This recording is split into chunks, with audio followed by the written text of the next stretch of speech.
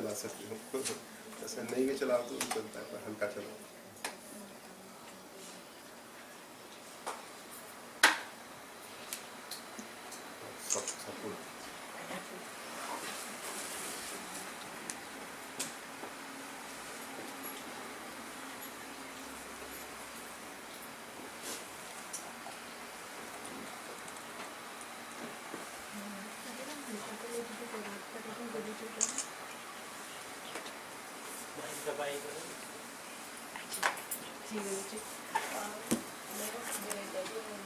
छाती का घर पता है और मेरा महेंद्रगढ़ और राकेश सीनियर थे, उन्होंने कहा था और आपको बोला आप नीचे जाने वाले थे ना शायद, तो उन्होंने बोला कि हम यूके जाए, तो हम भी वैसे सोचते थे, लेकिन फिर पता चला कि आप यहीं पर आना है। लेकिन भाई दशा ने फिर आज बात की, तो उन्होंने बोला कि आप गुरु जी से बात करना, वो ज़रूर पधारेंगे घर पर। तो आप मैं 3 साल से प्रार्थना करके आप हमारे घर पर घर पे आने की जहाँ तक तो अभी कार्यक्रम थोड़ा कम समय का है और उसमें घर पे जाने में समय ज़्यादा लगता है।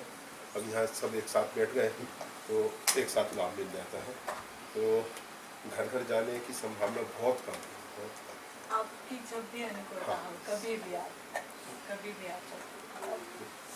आप अगर चाहें तो आप महेंद्र भाई की इच्छा थी कि हम जब आपसे मिले तो वो आपसे बात करना चाहते हैं। अगर आप 2 मिनट उनसे बात करते तो फिर वो उनको भी अच्छी इच्छा पूरी हो जाती। मैं उनको फोन नंबर मैं एड्रेस मैं लिखा कर ओके।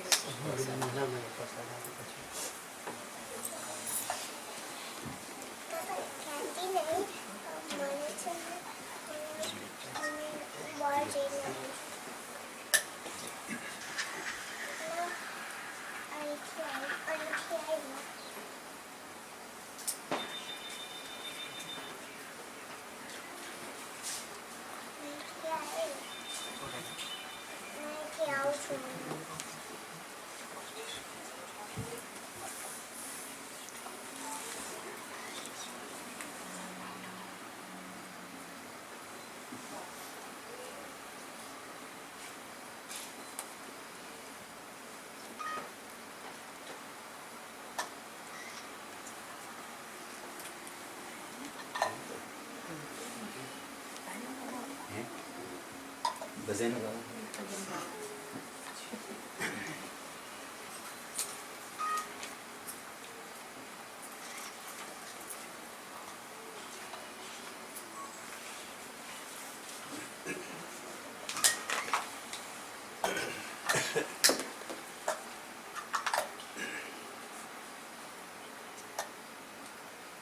दर्शन दो घनश्याम नाथ मोरी अखियाँ प्यासी रे, दर्शन दो घनश्याम नाथ मोरी अखियाँ प्यासी रे, दर्शन दो घनश्याम। मन मंदिर में मूरत तेरी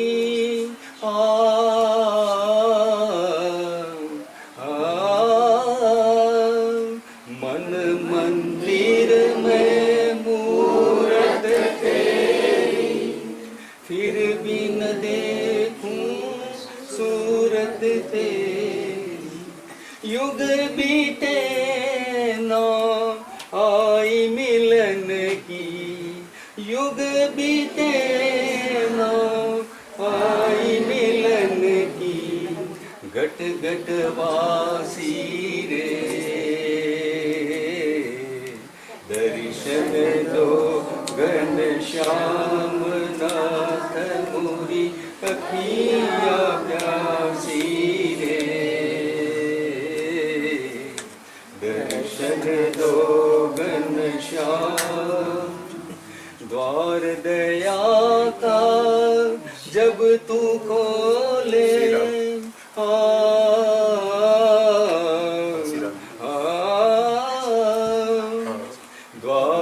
दया का जब तू खोले, पंचम सुर में गूंगा बोले, अंधा देखे लंगड़ा चल के, अंधा देखे लंगड़ा चल के, पहुँचे काशी रे।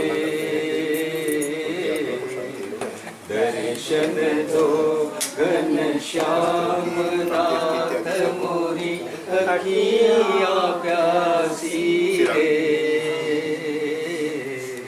दर्शन दो घनश्याम, पानी पीकर प्यास बुझाऊं,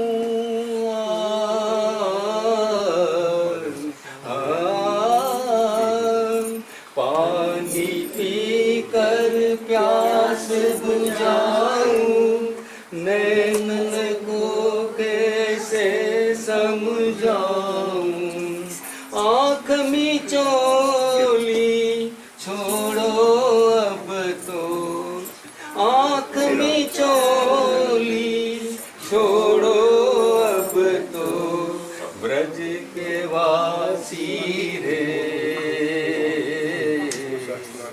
दर्शन दो घनश्याम नाथ मोरी अखियाँ प्यासी रे। दर्शन दो घनश्याम।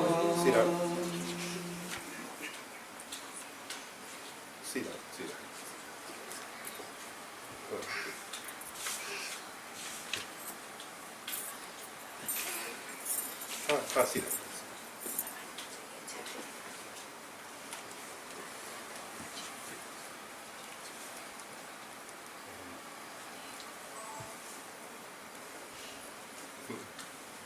इंसान भजन गाता है,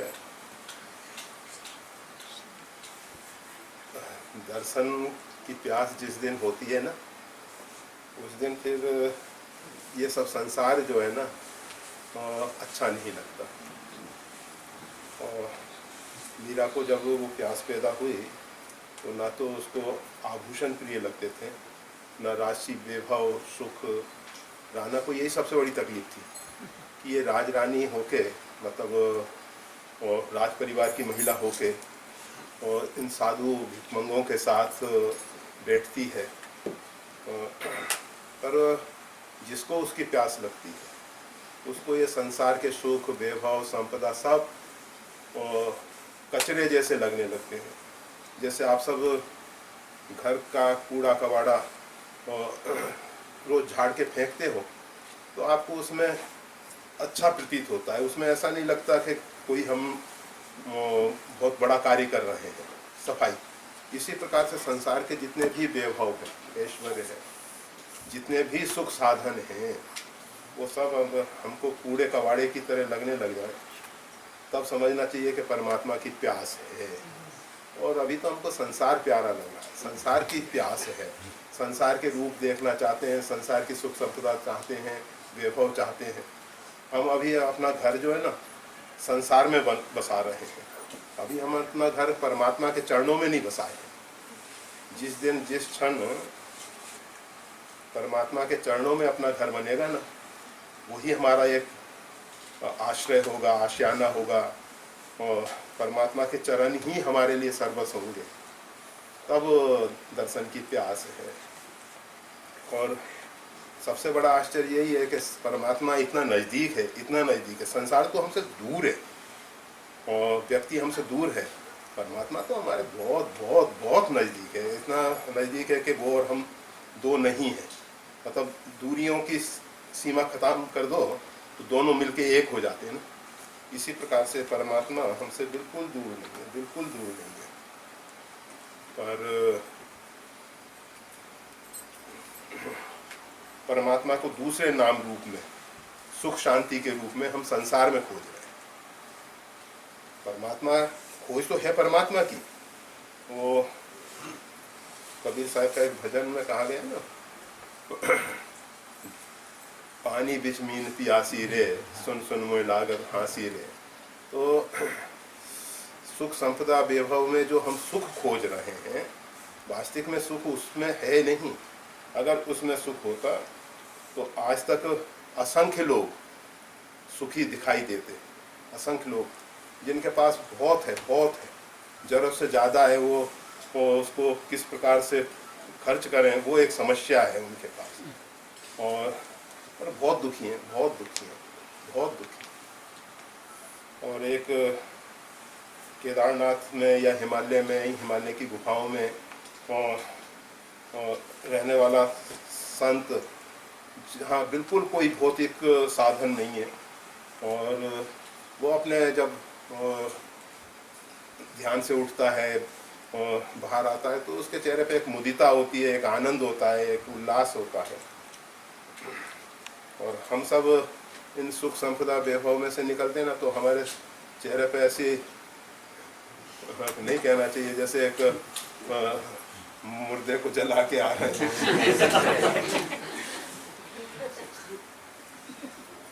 ऐसा भी एक समाचार फोन पे यही था कि माता जी का शरीर का प्रारब्ध पूरा हुआ, बहुत दिन से ऐसी स्थिति थी, डायलिसिस इत्यादि को उन्होंने मना कर दिया था कि अब कुछ मेरे को किसी भी प्रकार से चिकित्सा की जरूरत नहीं है राजकोट में। कल तक तो बात हुई थी उनसे, आज 9:40 पे शरीर का प्रारंभ। सिर्फ कहने का मतलब ये है कि हम सब इसी प्रकार से आयुष को गंवाते चले जा रहे हैं। एक दिन काल आता है, आयुष पूरी हो जाती है, और जैसे खाली आए थे वैसे खाली ही चले। जो हमको पाना चाहिए था, और मानव शरीर की जो सार्थकता थी, मानव शरीर से जो हमको मिलना चाहिए था, ये सब जो अभी भौतिक सुख है, ये तो हमने 84 लक्ष्य थे शरीरों में बहुत भोगा है। इंसान तो मन कहीं रहता है और भोजन, परंतु पशु पक्षी इत्यादि जो भोजन करते हैं ना, बहुत तल्लीन होके करते हैं, और उसमें उनको जितना रस मिलता है उतना शायद इंसान को नहीं मिल पाता तल्लीनता के बाद। वो सब पता नहीं हमने कितने प्रकार के भोजन, असंख्य प्रकार के भोजन, असंख्य शरीर धारण किए हैं, तो असंख्य प्रकार के भोजन का स्वाद हमने लिया है। आज हम रोज नए स्वादों की बात सोचते हैं, ये बनाओ, ऐसे बनाओ, तो सब कर चुके हैं, बहुत कर चुके हैं। और जो आज मानव शरीर से हमको मिल जाना चाहिए था, जिसके लिए ये शरीर परमात्मा ने कृपा करके हमको दिया था, और उसका कितना सही उपयोग हुआ, अपने आप से हम पूछें कि कितना इसका सही उपयोग किया हमने, और क्या हमने कुछ ऐसी संपदा पाई जिसको मृत्यु के बाद बचाया जा सकता है। जो मृत्यु के बाद हमारा साथ नहीं देता, वो सब संपदा विपदा है, वो हमारा कुछ नहीं है। और जो मृत्यु के बाद भी हमारे पास रह सकता है, रहने वाला है, वही सच्ची संपदा है, उसके विषय में हमने कितना उपार्जन किया, कितना उसके प्रति हमारी रुचि है, आग्रह है।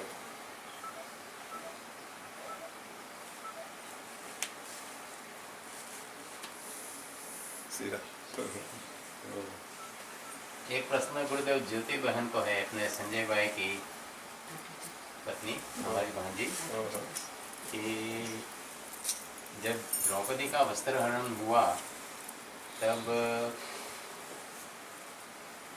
भीष्म पितामह और द्रोणाचार्य जैसे महान पुरुष वहाँ थे।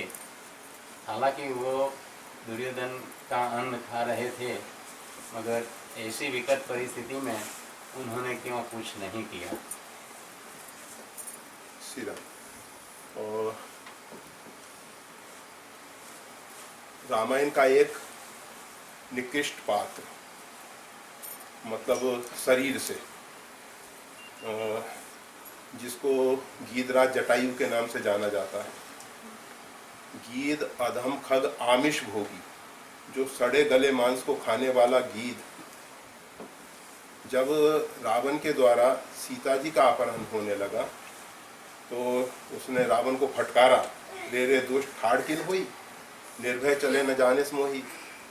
अरे दुष्ट रुक जा, तू मेरे को नहीं जानता है। गीधराज जटायु हृदय से जानते थे कि रावण को वरदान प्राप्त है, ये सबके द्वारा अबद्ध है, मैं इससे युद्ध में विजयी नहीं हो सकता। और इसके पास जो चंद्रहास नाम की तलवार है, जिसका बार जो है कभी भी निष्फल नहीं जाता, वो इसके पास है। ऐसी स्थितियों में भी गीधराज जटायु ने उसके ऊपर आक्रमण किया और आक्रमण करने के बाद चोंच और पंजों से रावण को मूर्छित कर दिया। इतना आघात पहुंचाया कि वो मूर्छित हो गया। और सीता जी को एक बार तो वो सांत्वना दे पाए, तब तक रावण की मूर्छा जागी और उसने तलवार निकाल के दोनों पंख उसके काट दिए। पंख काट देने के बाद गीधराज जटायु पृथ्वी पे गिरे। पृथ्वी पे गिरने के बाद, ये जरा इतिहास इनका बहुत पवित्र इतिहास है, रामचरितमानस के शरीर की दृष्टि से निकृष्ट पात्र हैं। और महाभारत के जो पात्र भीष्म शरीर की दृष्टि से एक श्रेष्ठ पात्र माने जाएंगे। महाभारत का जो सबसे श्रेष्ठ पात्र है वो हो सकता है कि भीष्म हो। शुद्ध सात्विक आहार करते थे और तामसी आहार नहीं करते थे, मांस मदिरा का सेवन नहीं करते थे, और फिर भी उनकी यह स्थिति बनी रही कि एक उनके परिवार की पुत्र वधू का और इस प्रकार से समाज के बीच में अपमान किया जा रहा है, निवस्त्र करने की कुचेष्टा की जा रही है, और वो नेत्र झुका के बैठे रहे। कोई कहे कि उन्होंने दुर्योधन का अन्न खाया था, गलत बात है। दुर्योधन के अन्न कहाँ से आया? अन्न सारा पृथ्वी से परमात्मा के द्वारा उपार्जित होता है। कौन दुर्योधन पैदा करता है अन्न को? किसान खेत में बीज बो सकता है, पानी की सिंचाई कर सकता है, सब कुछ कर सकता है, परंतु अन्न तो परमात्मा ही देता है। अन्न किसी व्यक्ति का नहीं होता। फिर जो धनोपार्जन का ढंग है जिसके द्वारा हम अन्न इत्यादि उपलब्ध करते हैं, वो गलत हो सकता है, परंतु भीष्म पितामह के साथ ये भी बात नहीं है। वो किसी की सर्विस नहीं करते थे, किसी की नौकरी नहीं करते थे कि जिसके द्वारा उनको वेतन मिलता हो और ऐसा हो। उनका मतलब किस प्रकार से आहार विहार गलत हुआ? किसी भी प्रकार से आहार विहार गलत नहीं, किसी भी प्रकार से। फिर ऐसा क्यों हुआ? प्रश्न ये है कि अगर आहार का ही असर होता तो फिर वो सड़े गले मांस खाने वाला गीध जटायु इस प्रकार का कदम नहीं उठाता, रावण को ललकारता नहीं, भगवती सीता की रक्षा में अपने प्राण उत्सर्ग नहीं करता। और ये जो भीष्म पितामह हैं, आहार का असर हम नहीं मानते, हम तो सिर्फ इतना ही मानते हैं, ये रामायण और महाभारत के प्रसंग जो हैं हमको प्रेरणा दे रहे हैं कि को न कुसंगत पाए नसाई, रहे न नीच मते चतुराई। ये कुसंग का प्रभाव, जितना आहार इत्यादि का प्रभाव हम पे नहीं पड़ता, उतना संग दोष से हम प्रभावित होते हैं। जैसा करेंगे संग, वैसा हमारा मन बन जाता है, वैसा मन बन जाता है। और आप देखेंगे कि मीरा जी ने यही कहा, संतन डिग बैठ बैठ प्रेम बोली बोली। संतों के सानिध्य से उनको वो लाभ मिला। और ये भक्ति इत्यादि के विषय में भगवान श्री राम ने जो मिला ही जो संत हो ही अनुकूला, तात भक्ति अनुपम सुखमूला, मिला ही जो संत हो ही अनुकूला। अगर संत अनुकूल हो जाएं तो अनुपम भक्ति की प्राप्ति हो सकती है।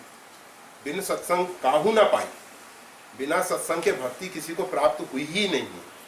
किसी भी संत महापुरुष के जीवन में आप जाके देखेंगे किसी संत के द्वारा उसके जीवन में क्रांति आई है। बिना संत की कृपा के भक्ति नहीं प्राप्त होती। तो भीष्म पितामह का दुर्भाग्य है कि जो दुर्योधन के संग में रह रहे हैं, और गीधराज जटायु का सौभाग्य है कि जो संतों के बीच में रहता है, भगवान श्री राम का सानिध्य प्राप्त हुआ उसको। तो ये संग, हमारा विचार तो कहता है कि संग दोष के कारण ऐसा हुआ, ना कि आहार के कारण। परंतु आहार का भी मन पे बहुत असर होता है, आहार का बहुत असर होता है, कम असर नहीं होता। फिर भी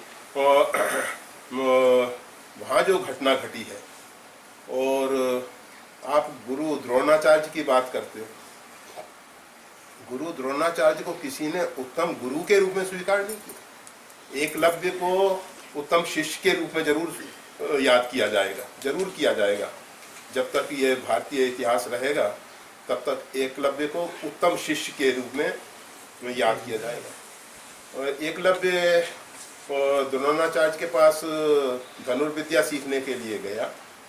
उन्होंने उसको कहा कि ये हमारा जो विद्यालय है, हमारा जो गुरुकुल है, वो केवल क्षत्रिय राजकुमारों के लिए है। उसको निराश कर दिया और उसने फिर विग्रह मूर्ति बना के और धनुर्विद्या सीखी।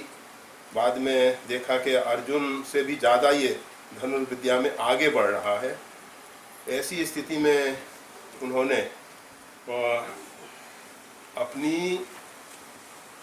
गलत मानसिकता का परिचय दिया और उसका पूछा कि वत्स तुमने किससे ये धनुर्विद्या सीखी? कहा गुरुदेव आपसे सीखी है मैंने। कहा कि दक्षिणा? आज्ञा दीजिए। कहा अपना अंगुष्ठ दे दो। बाण की प्रतिज्ञा को चढ़ाने के लिए अंगूठे की जरूरत होती है, अंगूठा बांधो, दाहिने हाथ का अंगूठा। तो उसने तत्काल काट के दे दिया। तो वो एक उत्तम शिष्य के रूप में गिना जाए। परंतु द्रोणाचार्य का व्यक्तित्व कोई उत्तम व्यक्तित्व नहीं माना जाएगा। ये तो प्रतिशोध की भावना से, एक पूरा इतिहास देखेंगे आप, खाली थोड़ा सा प्रसंग ना देखें, पूरा इतिहास देखेंगे। राजा द्रुपद और द्रोणाचार्य एक ही गुरुकुल में अध्ययन करते थे। जब दोनों में मित्रता थी, द्रुपद हमेशा कहा करते थे कि भाई अगर मेरे को राज इत्यादि की प्राप्ति हो जाएगी, क्योंकि राज परिवार से थे, राजा के पुत्र थे, तो तुम्हारा राज ही होगा, मेरा नहीं, हम और तुम मित्र हैं। और हुआ ऐसा कि राजा द्रुपद राजगद्दी पे आसीन हुए और द्रोणाचार्य एक गरीब ब्राह्मण और बेटा अश्वत्थामा किसी घर में दूध पी के आया और उसने अपनी माँ से आके कहा कि हमको दूध चाहिए। माँ ने कहा कि घर में दूध तो है नहीं। आटा घोल के उसको दूध के शक्ल में दिया। उसने उसका दूध का स्वाद चख रखा था, वो आटे को उठा के फेंक दिया। जो द्रोणाचार्य ये सब देख रहे थे, उनके नेत्रों में पानी आ गया। उन्होंने सोचा कि चलो राजा द्रुपद के पास चलें, वहाँ से गौ लाएंगे। जब राजा द्रुपद के यहाँ गए और उन्होंने परिचय दिया कि मैं आपका पुराना मित्र द्रोण, द्रुपद ने उनका तिरस्कार किया, अपमान किया और कहा कि मित्रता समान स्तर पे होती है। मित्रता कोई और कहाँ मैं राजा और कहाँ तुम एक गरीब। हाँ, तुमको अगर कुछ भिक्षा चाहिए, याचना चाहिए, तो मैं तुम्हारे को गौ इत्यादि दे सकता हूँ। द्रुपद उसी समय जब इस प्रकार से अपमानित किए तो द्रोणाचार्य उसी समय वहाँ से लौट आए और मन में इन्होंने एक संकल्प किया कि राजा द्रुपद को पराजित करना है। तो ये इस प्रकार से प्रतिशोध की भावना से भरे हुए और द्रोणाचार्य फिर इन्होंने पांडवों को धनुर्विद्या सिखाई। अर्जुन के द्वारा द्रुपद को पराजित किया गया और फिर कहा कि अब बोलो, और समान स्तर में मित्रता होती है, मित्रता के हाथ अब बढ़ाओ, तुम्हारा राज अब मेरा राज है, मैं उसमें से आधा राज तुमको देता हूँ। द्रोणाचार्य बहुत बातें अच्छी भी हैं, ये व्यक्ति में गुण अवगुण दोनों रहा करते हैं, ऐसा नहीं है कि खाली गुण ही गुण हो अवगुण, परंतु गुरु द्रोणाचार्य जो है कोई बहुत अच्छे श्रेष्ठ गुरु के रूप में नहीं देखे जाएंगे। अगर उनको धनुर्विद्या सिखानी थी बहुत अच्छी बात थी, परंतु पांडवों के विपक्ष में खड़े होके युद्ध करना, गुरु का काम कोई युद्ध करना नहीं है कि तुम युद्ध क्षेत्र में भी धनुर्बाण लेके खड़े हो जाओ। तो गुरु द्रोणाचार्य की स्थिति जो है दूसरे प्रकार की है। तो वो सब दुर्योधन से प्रभावित हैं और दुर्योधन की प्रसन्नता के लिए जो कुछ करना चाहे करने को तैयार है। जब गीता के प्रारंभ में आप पढ़ेंगे, दुर्योधन ने अपने पक्ष के राजाओं का परिचय दिया, तो दुर्योधन की प्रसन्नता के लिए भीष्म ने जोर से शंख बजा दिया, दुर्योधन की प्रसन्नता के लिए। ये सब बातें हैं जरा समझनी चाहिए, जिस प्रकार से और एक राजा की प्रसन्नता के लिए और सारा संसार, भले ही राजा डर गए, अच्छा है, जो भी शासनाध्यक्ष है आजकल की भाषा में कहें तो जो भी शासनाध्यक्ष है उसकी प्रसन्नता के लिए हम कार्य कर रहे हैं, तो हम उस व्यक्ति को बहुत ज़्यादा महत्व नहीं दे पाएंगे, हम ज़्यादा महत्व नहीं। हाँ, जो परमात्मा की प्रसन्नता के लिए कार्य कर रहा है वो हमारी दृष्टि में हमारे से बहुत बहुत ऊंची कक्षा में, हम उसको वंदन करते हैं। परंतु ये सब जो है भीष्म पितामह अच्छे हैं, बहुत अच्छे हैं, और परंतु वही हमने कहा कि जीवन में कुछ ना कुछ कमियाँ तो रहती ही हैं, कमियाँ तो रहती ही हैं।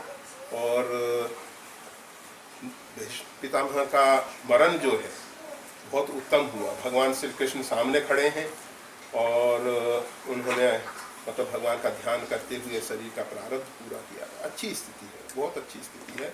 और मृत्यु बता देती है कि जीवन में हमने जो कुछ किया है, हम मृत्यु के समय कितने आनंद पूर्वक शरीर को छोड़ सकते हैं, कितनी प्रसन्नता से शरीर को छोड़ सकते हैं, वो जीवन की पूरी कमाई का परिणाम है, जो कुछ हमने कमाया है। अगर हम धन वैभव के चिंतन में, परिवार के चिंतन में क्या कल क्या होगा अब इनका, अरे वो तो कल पहले ही सोच लेना चाहिए था। एक ना एक दिन तो सबको इसी प्रकार से छोड़ के जाना ही पड़ता है, जाना ही पड़ता है। तो आज से हम इन सब आसक्तियों को छोड़ के, जहाँ हमको जो हमारा अनेक जन्म का सच्चा साथी है परमात्मा, एक जन्म का नहीं अनेक जन्म जन्मांतर से वही परमात्मा हमारे साथ में रहे। तो कहने का मतलब भीष्म और द्रोण इत्यादि जो थे उनकी उपस्थिति में ऐसा हुआ, तो वहाँ सिर्फ सत्ता, राज सत्ता का प्रभाव दिखाई दे रहा है। और ये महारथी जो भी हैं, भीष्म हो अथवा द्रोण इत्यादि हो, ये सब दुर्योधन से दबे हुए अन्न खाने वाली बात नहीं। और इनकी मानसिकता जो है विकृत है, अच्छी पवित्र मानसिकता नहीं है। नहीं तो भीष्म को ठीक है कि वो जिस गद्दी पे धृतराष्ट्र जैसा बाहर भीतर से अंधा, खाली धृतराष्ट्र ऊपर से ही अंधा नहीं था, अंदर से भी अंधा है। अभी अपने यहाँ जहाँ प्रतिष्ठा हुई थी तो वो एक प्राग चक्षु रामभद्राचार्य जी आए थे। ऊपर से उनके नेत्र नहीं है, मतलब नेत्र की ज्योति नहीं है, प्रकाश नहीं है,